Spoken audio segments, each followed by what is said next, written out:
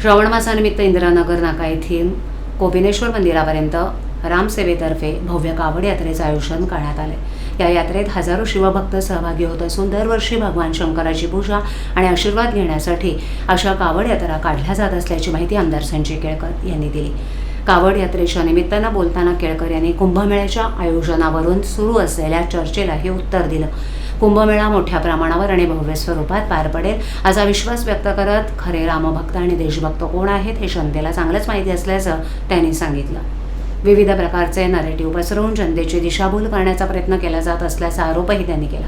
राहुल गांधी यांच्या संवाद कार्यक्रमाला आणि देवेंद्र फडणवीस यांच्या जेनझेड संवादाच्या पार्श्वभूमीवर बोलताना केळकर यांनी म्हणाले की तरुण आणि विद्यार्थ्यांसाठी काम करणं हे केवळ एखाद्या दिवसापुरतं मर्यादित नसून वर्षातील 365 दिवस सुरू असतं।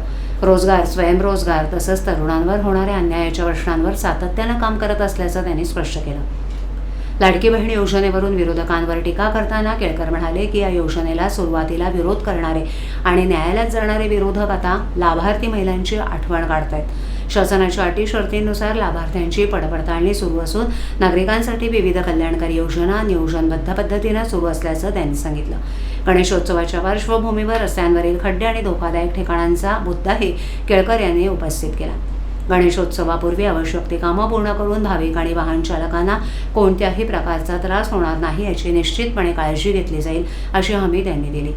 कावड यात्रेच्या आयोजनाबद्दल शुभेच्छा देताना केळकर म्हणाले की शिवभक्तीमधून शक्ती मिळते आणि त्यामुळे दरवर्षी हजारो भाविक या यात्रेत सहभागी होतात। यंदाही मोठ्या संख्येनं शिवभक्त सहभागी झाल्याबद्दल त्यांनी सर्वांना श्रावण मास आणि कावड यात्रेच्या शुभेच्छा दिल्या। कावड यात्रा काढली जात आहे।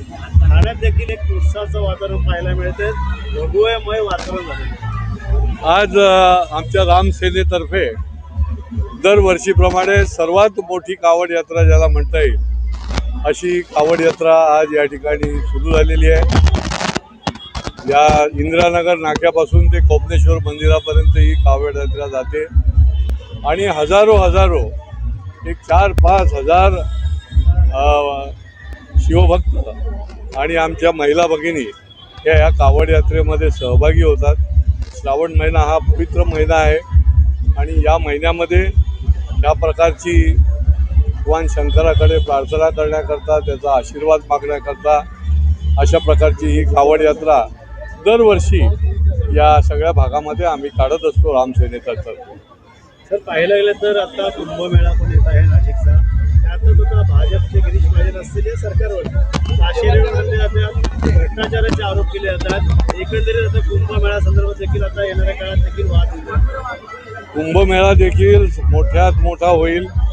शेवटी या देशामध्ये जी जनता आहे ते सगळे भक्त आहेत। कुंभमेळा हे काय आजची गोष्ट नाही आणि त्याच्यामुळे किती चुकीचा नरेटिव्ह करण्याचा प्रयत्न केला तरी त्याचा काही उपयोग होणार नाही।